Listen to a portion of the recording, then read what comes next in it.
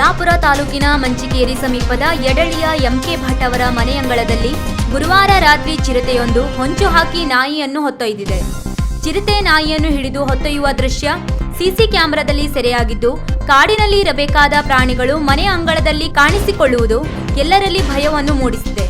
ಕಾಡು ಪ್ರಾಣಿಗಳ ಉಪಟಳದ ಬಗ್ಗೆ ಅರಣ್ಯ ಇಲಾಖೆ ಗಮನ ಹರಿಸಿ ಸ್ಥಳೀಯರಲ್ಲಿ ಮೂಡಿರುವ ಆತಂಕ ನಿವಾರಿಸಬೇಕೆಂದು ಎಂಕೆ ಭಟ್ ಆಗ್ರಹಿಸಿದ್ದಾರೆ.